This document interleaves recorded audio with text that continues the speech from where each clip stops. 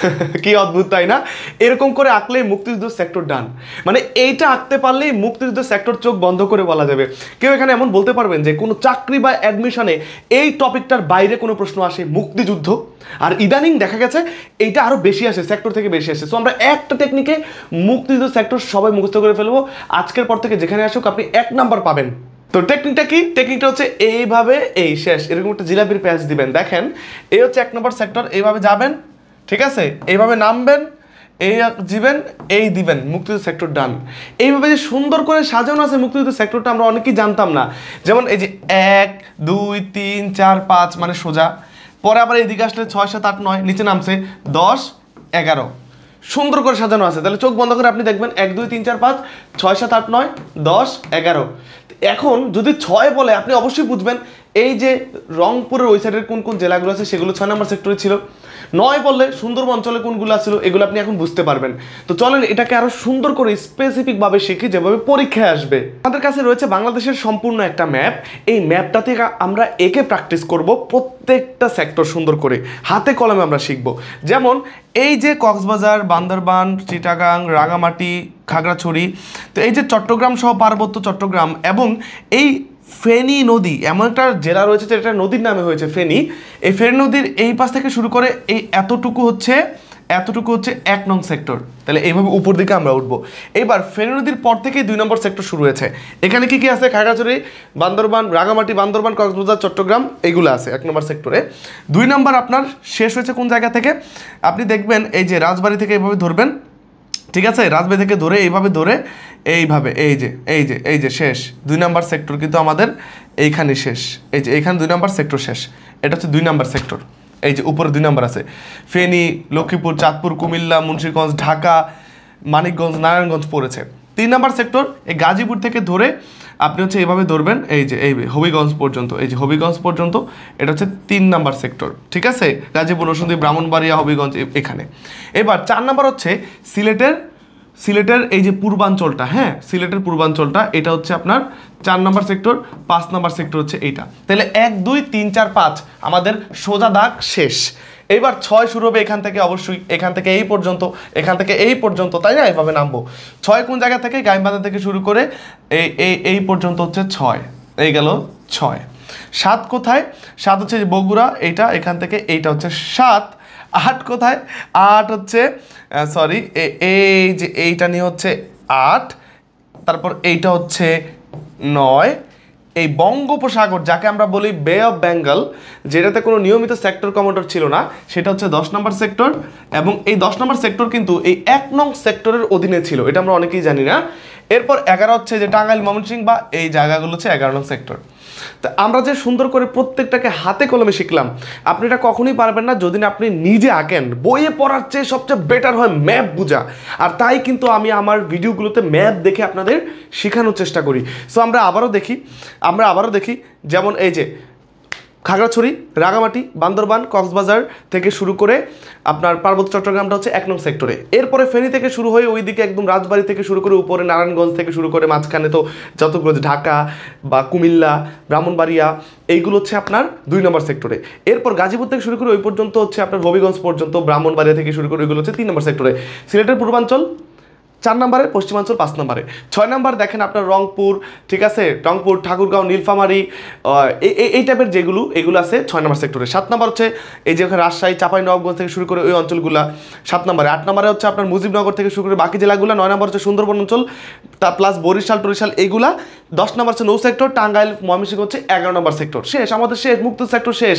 এইভাবে দাগ দিবেন, একটা উপরের দিকে উঠছে, এইভাবে একটা নিচের দিকে উঠছে, এই 10, এই 11, এইভাবে সুন্দর করে সিরিয়ালি সাজানো আছে। হয়তো এতদিন আমরা খেয়াল করি নাই। এখন আমার কাছে আছে মুক্তিযুদ্ধের সেক্টরের এমন 2-3টা আরও টেকনিকের ম্যাপ, যেগুলো যদি আপনার হাতে থাকে আপনার সেক্টর শিখতে আর কোনো সমস্যা হবে না, বাসায় প্র্যাকটিস করতে পারবেন। তাহলে আমি আপনাকে 3টা জিনিস দিব গিফট। কি কি জিনিস?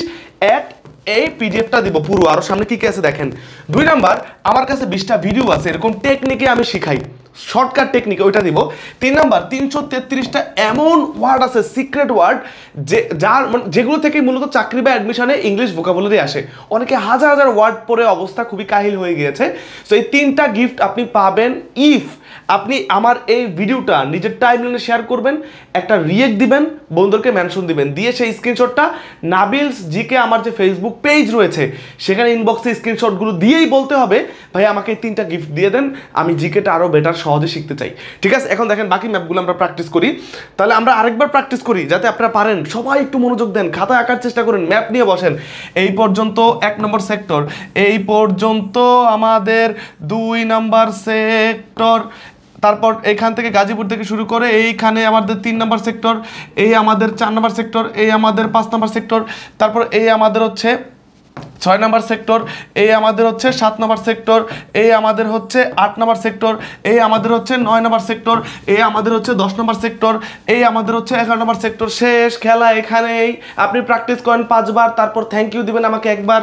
এরপরে দেখেন আমরা পরবর্তী স্লাইডে চলে গেলাম। এই যে এইখানে আরও সুন্দর ডিটেইলে দেওয়া আছে এবং জেলার নামগুলো সুন্দর করে উল্লেখ করা আছে, যেমনটা আমি দেখালাম প্রত্যেকটা সেক্টর বিশ্লেষণ সহ। এরপর আপনি শিখতে চান প্রত্যেকটা সেক্টর কোথায় আছে, এই যে আরেকটু স্পেসিফিক ম্যাপ, এবং সম্পূর্ণ সুন্দর ম্যাপটা হচ্ছে এই ম্যাপটা। এই ম্যাপটা খুবই সুন্দর কারণ এই ম্যাপের মধ্যে রয়েছে সদর দপ্তরগুলো। প্রত্যেকটা সেক্টরে কিন্তু একটা করে সদর দপ্তর রয়েছে, সদর দপ্তর রয়েছে, এই যে সদর দপ্তর রয়েছে, সদর দপ্তর রয়েছে, এবং এখানে সেক্টর কমান্ডারদের নামও কিন্তু সুন্দর করে এই যে উল্লেখ করা আছে। সেক্টর কমান্ডারদের নামগুলো কিন্তু সুন্দর করে উল্লেখ করা আছে, যেখান থেকে আপনারা মুখস্থ করতে পারবেন। সো এই ম্যাপটাও যদি আপনার কাছে থাকে শেয়ার করে স্ক্রিনশটটা আমার নাবিল জিকে পেজে দেন, নাবিল জিকে পেজে দেন। ঠিক আছে, এখন শিখলেই তো হইল না, আমাদের যাচাই করতে হবে। এবং সেক্টর নিয়ে এমন কিছু কনফিউশন রয়েছে যেগুলো আমরা দূর করব। সবাই তো গতানুগতিক পড়ে, একটু টেকনিকে আমরা কনফিউশনগুলো দূর করি। যেমন প্রথম ব্যাপারটা হচ্ছে মহান মুক্তিযুদ্ধে ঢাকা শহর কোন সেক্টরের অন্তর্ভুক্ত ছিল? আমরা দেখলাম ঢাকা শহর 2 এবং 3 দুই সেক্টরের অন্তর্ভুক্ত ছিল ঢাকা। কিন্তু প্রশ্নে বলছে ঢাকা শহর মানে ঢাকার যে মূল শহর, মূল ঢাকা যেটা ঢাকা বিভাগের যে মূল ঢাকা জেলার যে মূল শহরটা ওইটা কিন্তু ছিল 2 নম্বর সেক্টরে। প্রশ্ন যদি আসে ঢাকা কোন সেক্টরে ছিল, 2 এবং 3। কিন্তু যদি বলে ঢাকা শহর, খেয়াল করতে হবে এই ভুলের কারণে অনেকে 1 নাম্বার অনেকেই পায় নাই এই পর্যন্ত। কারা কারা পান নাই কখনো একটু কমেন্ট করে জানাবেন। তো ঢাকা শহর উল্লেখ করে 2 হয়ে যাবে। 10 এপ্রিল 71 মুক্তিযুদ্ধের সময় বাংলাদেশকে কয়টি সেক্টরে ভাগ করা হয়েছে? দেখার পর সবাই বলবে এই মুক্তিযুদ্ধের সময় তো বাংলাদেশকে তো 11টি সেক্টরে ভাগ করা হয়েছে। কিন্তু ভাইয়া এখানে 10 এপ্রিল 71 বলছে, যেটা আপনি খেয়াল করেন নাই। প্রথমত 10 এপ্রিল 71-এ মোট 4টি সেক্টরে ভাগ করা হয়েছিল। এর পরের দিন 11 এপ্রিলে 11টি সেক্টরে ভাগ করা হয়েছিল। 10 এপ্রিল 4টি, 11 এপ্রিলে 11টি, 10 এপ্রিল 4টি, 11 এপ্রিল 11টি সেক্টরে ভাগ করা হয়েছিল। তারপর 71 সালের মুক্তিযুদ্ধের সকল সেক্টর বিলুপ্ত, মানে এই সেক্টরগুলো বাদ দেওয়া হয় কবে? আপনি ভাবতে পারেন যে 16 ডিসেম্বর মুক্তিযুদ্ধ শেষ, হয়তো পারে তখন। আর ভাবতে পারেন না মুক্তিযুদ্ধের একদিন পরে হয়তো তখন। আর ভাবতে পারেন শেখ মুজিবুর রহমান যেদিন বাংলাদেশে আসেন হয়তো সেদিন একটাও না। উত্তর হচ্ছে গ, 12 ফেব্রুয়ারি 72 সালে সকল সেক্টর বিলুপ্ত করা হয়। পরের প্রশ্ন, স্বাধীনতা যুদ্ধকালীন বাংলাদেশে মোট কয়টি বিভাগ ছিল? বিভাগ ছিল কিন্তু তখন 4টি। এতগুলো বর্তমানের মতো কিন্তু 8টি বিভাগ ছিল না, এটা আমাদের মাথায় রাখতে হবে। আর বাংলাদেশে মোট জেলা ছিল কিন্তু তখন মোট 19টি। আমরা অনেক কিছু শিখছি, সবাই লিখে আলহামদুলিল্লাহ। এবং মুক্তিযুদ্ধের দ্বাদশ সেক্টর কোনটি? আমরা জানি আমাদের সেক্টর হচ্ছে 11টি, কিন্তু কখনো যদি কোনো একটি বিষয়কে 12তম সেক্টর হিসেবে পরিগণিত করা হতো আর সেটি হতো স্বাধীন বাংলা বেতার কেন্দ্র। মুক্তিযুদ্ধের দ্বাদশ সেক্টর 12তম সেক্টর যে স্বাধীন বাংলা বেতার কেন্দ্র বলে আখ্যায়িত করা হয়েছে, এটা আমরা অনেকেই জানি না। আমরা এইবার এমন কয়েকটা প্রশ্ন আপনাদের হাতে তুলে দিতে চাই। যারা আমার সেক্টরের ভিডিওটা দেখলেন আপনারা একটু প্র্যাকটিস করে এসে এই 1, 2, 3, 4টা প্রশ্নের উত্তর কমেন্টে জানাবেন। আমি ভিডিওটাকে পজ করতে বলবো, স্টপ করেন, স্টপ করে এই 4টা প্রশ্নের উত্তর আপনি একটু কমেন্টে জানিয়ে দেন যদি আমার ভিডিওটা সত্যি আপনি বুঝে থাকেন। এখন শেয়ার করে জাস্ট পিডিএফটা পেতে, 3টা গিফট পেতে আপনারা হচ্ছেন আমার নাবিল জিকে পেজে স্ক্রিনশট দিতে হবে। স্ক্রিনশট না দিলে কিন্তু আপনি পাবেন না। আপনাদের ভালোর জন্য 2টা বিষয় জানিয়ে রাখি। আমি যত সাধারণ জ্ঞানের ভিডিও আপলোড দিই, আগের টেকনিক, মজার টেকনিক, লাইভ ক্লাস আপলোড টেনে ডাউনলোড করে দেখতে পারবেন। সেটা হচ্ছে আমার নাবিল হাসান অফিসিয়াল ইউটিউব চ্যানেলে। ইউটিউব থেকে দেখে থাকলে সাবস্ক্রাইব করে দেন, ফেসবুক থেকে দেখে থাকলে ইউটিউবে গিয়ে সাবস্ক্রাইব করে দেন, নোটিফিকেশন অন করে দেন। এখন অবশ্য 98 না, আমরা 1 লক্ষের উপরে হচ্ছে সাবস্ক্রাইবার হয়ে গিয়েছে এবং আমি প্লে বাটন পাচ্ছি। ইনশাল্লাহ খুব শীঘ্রই সেলিব্রেট করা হবে, হয়তো সেলিব্রেট করে ফেলেছি যারা পরে ভিডিওটা দেখছেন। আর দ্বিতীয়ত এই নাবিল জিকে আমার যে ফেসবুক পেজ, এটাতেই কিন্তু আমি সকল লাইভ ক্লাস, টেকনিক, বিভিন্ন এমসিকিউ ইত্যাদি পড়াই বা আমার আপডেটগুলো থাকে কখন কোন ক্লাস দিচ্ছি। তো ফেসবুকে এসে নাবিল জিকে পেজ ফলো দিয়ে দেন, ইউটিউবে হচ্ছে নাবিল হাসান অফিসিয়ালটা সাবস্ক্রাইব করে দেন। এসএসসি 24 ব্যাচ, 25 ব্যাচ, 26, 27 সবার জন্য আমার সাধারণ জ্ঞান কোর্স। এই যে 24 ব্যাচের সময় আমি 6000 শিক্ষার্থীকে পড়েছি, তারা আজকে বাংলাদেশের বিভিন্ন ঢাকা বিশ্ববিদ্যালয়, রাজশাহী, চট্টগ্রাম, জাহাঙ্গীরনগর বিভিন্ন বিশ্ববিদ্যালয় রয়েছে এবং আমার কোর্স থেকে ঢাকা বিশ্ববিদ্যালয়ে, মেডিকেলে, রাজশাহীতে, চট্টগ্রামে, চারুকলায় কি পরিমাণে জিকে কমন পড়ছে জাস্ট আপনি বলবেন আমার নাবিল জিকে পেজে নক দিয়ে ভাই আমার কমন পড়ার ভিডিওগুলো দেন, তারপর আমি ভর্তি হব। এই নাবিল জিকে ফেসবুক পেজে নক দিলে আমি সেই ভিডিওগুলো দিয়ে দিব। সো একটা কোর্সে ঢাকা বিশ্ববিদ্যালয়, রাজশাহী, চট্টগ্রাম, জাহাঙ্গীরনগর, গুচ্ছ, মেডিকেল, ডেন্টাল, নার্সিং, 7 কলেজ, তারপর হচ্ছে কি রয়েছে জাহাঙ্গীরনগর, জগন্নাথ, সাস্ট, এইচএসটি সব ডান হয়ে যাবে। এবং এই একটা কোর্সে সাধারণ জ্ঞানের এক্সাম মডেল টেস্ট সব পাচ্ছেন, যেটা আলাদা কিনতে গেলে অন্যান্য কোর্সে আপনি দেখবেন অন্য জায়গায় 500-1000 টাকা লাগবে, কোনো কিছু লাগবে না। ক্লাসের পর আমি ক্লাসের পিডিএফগুলো দিয়ে দিব যেখান থেকে কমন পড়বে। সো যারা এইচএসসি 24 ব্যাচ সেকেন্ড টাইম দিবা চিন্তা করেছো, যে কোনো বিশ্ববিদ্যালয় এই কোর্স তোমার জন্য। 25 ব্যাচ এইচএসসি বা এসএসসির পর দেখছো হয়তো ভিডিওটা, বা এইচএসসি এখন চলতেছে যখন ভিডিও বানাচ্ছি এর পরপরই ডিসকাউন্টে ভর্তি চলছে এখন। তোমার এইচএসসির পর যে কোনো বিশ্ববিদ্যালয় জিকে কভার হয়ে যাবে। এইচএসসি 26 ব্যাচ এখনই সুযোগ প্রি অ্যাডমিশনের জন্য ভর্তি হয়ে যাও। কলেজ লাইফের সময় থেকে তুমি যদি একটু একটু করে জিকেটা আগে রাখো, বিশ্ববিদ্যালয় ইনশাল্লাহ অনেকটা এগিয়ে থাকবা। যারা এগিয়ে থাকে তারাই বিশ্ববিদ্যালয় টপ করে ভালো পজিশন করে চান্স পায়। এইচএসসি 27 ব্যাচ কলেজ লাইফের শুরু থেকেই আমার সাথে থাকো গার্ডিয়ান হিসেবে, এই জিকেটা কমপ্লিট করে রাখো, বিশ্ববিদ্যালয়ে তোমার অনেক হেল্প হবে। সো এই একটা কোর্সে কিন্তু সব পেয়ে যাচ্ছেন সবাই, এবং এই জন্য কিন্তু সবাই এত আগ্রহ নিয়ে এখন ডিসকাউন্টে ভর্তি হচ্ছে। আর আমি সবসময় বলি যে জিকে যারা ভালো করে তারা বিশ্ববিদ্যালয়ে ইজিলি চান্স পেয়ে যায়, সিরিয়ালটা আগায় ভালো বিষয় পড়তে পারে। বিশ্ববিদ্যালয়ের ভর্তি পরীক্ষায় কোনো সাবজেক্টই কম গুরুত্বপূর্ণ না। সো ভর্তি চলছে, সবাই ইনবক্সে নক দিয়ে ফেলেন। আর যারা জিকে বই নিয়ে জানতে চান, আমার যে জিকে বইটা সেটা নিয়ে একটু বলবো আমি।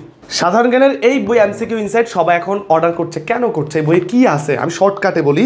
যারা এই বই সম্পর্কে একটু জানতে চান বিস্তারিত, তারা নাবিল জিকে পেজে নক দিলে একটা ভিডিও দিব, দেখলেই হবে। বাট আমি এমনি তো বলি, এই এমসিকিউ ইনসাইট বইটা হচ্ছে প্র্যাকটিসের জন্য বেস্ট বই। কেন বই? এই বইয়ে রয়েছে ঢাকা বিশ্ববিদ্যালয়, রাজশাহী, চট্টগ্রাম, গুচ্ছ, 7 কলেজ, বিসিএস শিক্ষক নিবন্ধনের বিগত সালের প্রশ্ন ব্যাংক, শুধু সাধারণ জ্ঞানের। আপনি যদি ঢাকা বিশ্ববিদ্যালয় প্রশ্ন ব্যাংক কিনে সেখানে শুধু ঢাকা বিশ্ববিদ্যালয়ের বিগত সালের জিকে প্রশ্ন থাকবে, অন্যান্য জায়গায় থাকবে না। তাই আমি একসাথে অনেকগুলো প্রশ্ন ব্যাংক জিকে দিয়েছি যাতে প্র্যাকটিস করতে পারেন। এই বই রয়েছে বাংলাদেশ ও আন্তর্জাতিক জিকের অধ্যায় ধরে ধরে শুধু এমসিকিউ প্র্যাকটিস করবেন, এখান থেকে কমন পড়বে। এবং যেটা সবচেয়ে মজার বিষয়, যেটা একদমই নতুন বাজারে, এই বই রয়েছে 70 থেকে 80টা এক্সাম। কীভাবে? অধ্যায় পড়ার পর একটা কিউআর পাবেন, এটা আপনার ফোনে ফ্রি ডাটা বা ওয়াইফাই থাকলে ক্যামেরায় ধরবেন, অথবা কিউআর স্ক্যানার অ্যাপ দিয়ে ধরলেই আপনি একটা অনলাইন এক্সামে চলে যাবেন। সেখানে গিয়ে দেখবেন অপশন আসবে, দাগাবেন কোনটা সঠিক উত্তর, ভুল উত্তর, কত মার্ক পাইলেন, সব কিছু দেখবেন। নিজেকে যাচাই করতে এক্সামের কোনো বিকল্প নাই। তো এই বইটাতে এক্সাম ব্যাচও আছে, এমসিকিউ আছে, বিগত সালের প্রশ্ন আছে, তার উপরে জিকের আছে 40 সেট মডেল টেস্ট। কত সেট মডেল টেস্ট? 40 সেট উত্তরসহ মডেল টেস্ট, যেগুলো আপনি কী করতে পারবেন? প্র্যাকটিস করতে পারবেন। সো জিকের প্র্যাকটিসের জন্য চাকরি বা অ্যাডমিশন দুইটাই এই বইটা সবাই অর্ডার করছে, যে কোনো ব্যাচ অর্ডার করে নেন। আর কোর্সে ভর্তি হতেও পেজে নক দিয়ে ফেলেন। আর যাদের ভিডিওটা ভালো লেগেছে তারা হচ্ছে একটা শেয়ার দিয়ে নিজের টাইমলাইনে সংরক্ষণ করে রাখেন। আর যারা কোর্সে বা ভর্তি করবেন বা বই অর্ডার করবেন, নাবিল জিকে ফেসবুক পেজে এখন নক দিয়ে ফেলেন। ভিডিওটা ইউটিউবে দেখে থাকলে সাবস্ক্রাইব করে দিন, নোটিফিকেশন অন করে দিন আরও ভিডিওর জন্য। আর ফেসবুকে দেখে থাকলে এই নাবিল জিকে পেজটা ফলো দিয়ে দিন। আসসালামু আলাইকুম।